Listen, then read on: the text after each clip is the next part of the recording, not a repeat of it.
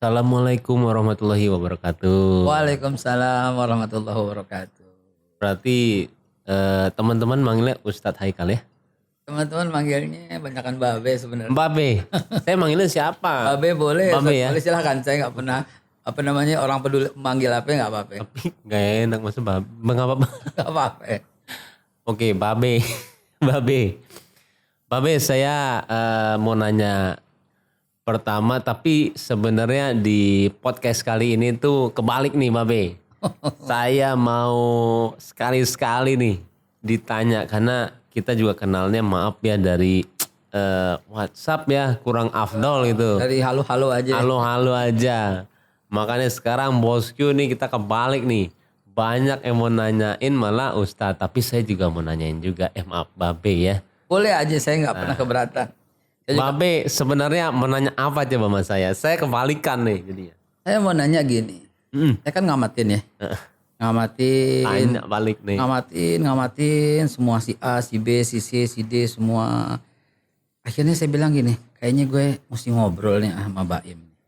Nih, oke, dalam nih. Baim. Kenapa? Karena namanya pakai wong di belakang, unik gitu loh.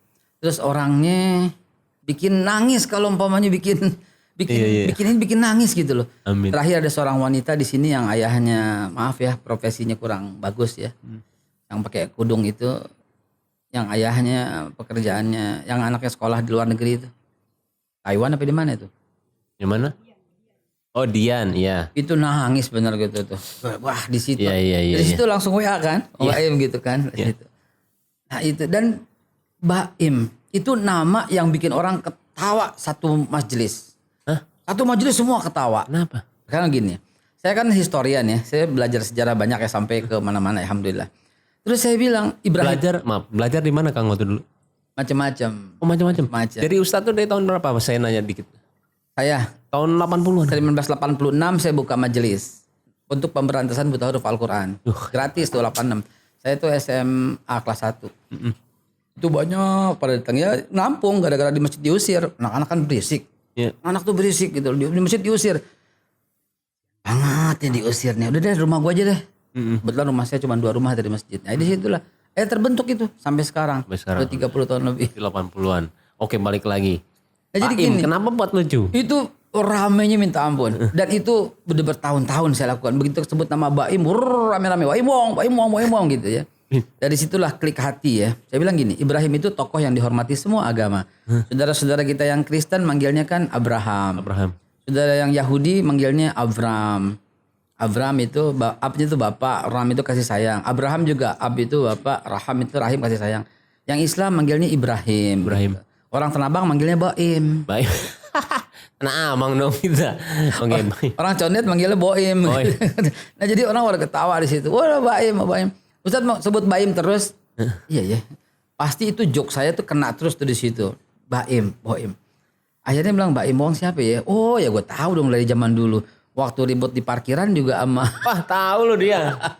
Itu deh. Itu saya ngeliat di YouTube lagi udah nggak ada Kang. Udah nggak ada ya Mas. Saya kangen saya nggak Kang. Itu keren itu. Gak tahu semuanya dia. Itu kita pernah pukulin wartawan bro.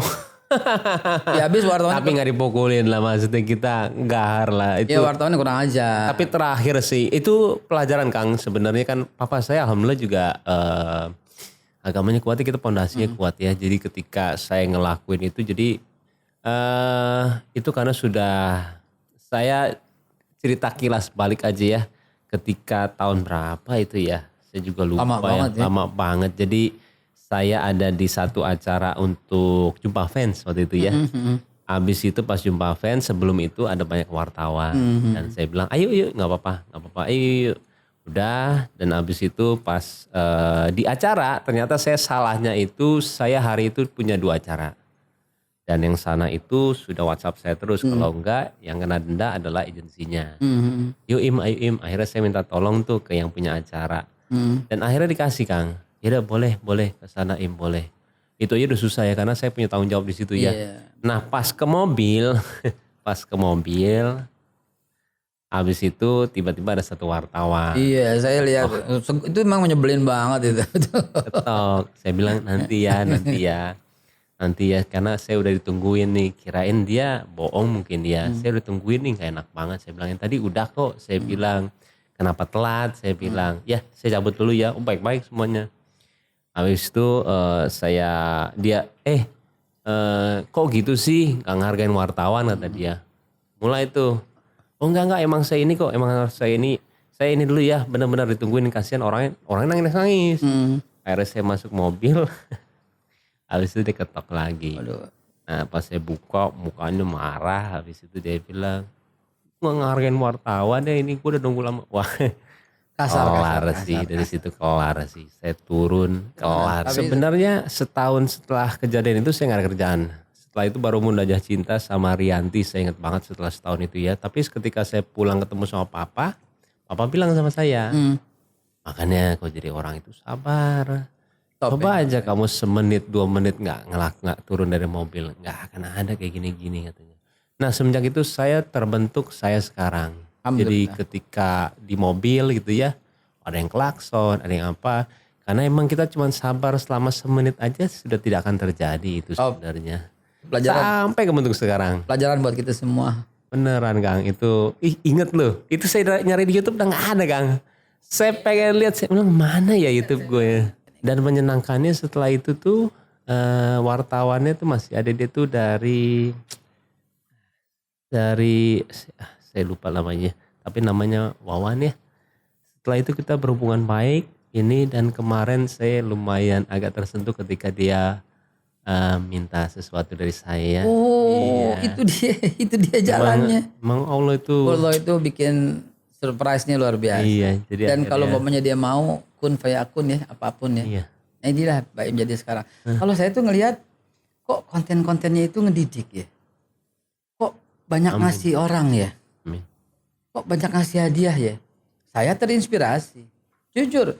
Jadi teman-teman boleh orang tuh berguru kepada ulama-ulama gitu ya. Tapi saya cuma pesen bergurulah kepada siapapun gitu lah. Betul. Bahkan Imam Syafi'i berguru kepada seorang anak kecil, karena ketika Imam Syafi'i keluar rumah, maaf ya, ada seekor anjing angkat kaki di pohon, jadi kakinya cuma 3 gitu.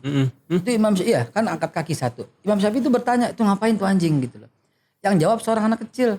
Anak kecil itu bilang, oh itu anjingnya lagi pipis Imam. Itu Imam Syafi'i lagi ngajar, ketika anak itu lewat dia berdiri, dia menghormati, dia menganggap anak itu gurunya. Padahal cuma ngebilangin seekor anjing lagi pipis. Jadi sombong banget kalau kita nggak mau belajar sama semua orang. Dan hari ini saya belajar banyak dari seorang Mbak Im yang dikit-dikit hadiah gitu loh. Akhirnya saya di rumah juga begitu kan, yang tadi kita balik lagi di setiap pengajian di yayasan itu, akhirnya saya kasih hadiah mulu gitu loh. Cyber TV, inilah saluran pemersatu bangsa yang menyatukan semua elemen, semua anak bangsa. Nggak ada lagi perbedaan karena kita penganut Bhinneka Tunggal Ika. ILC, Indonesia Leaders Club, ajang yang menyaring calon-calon pemimpin masa depan.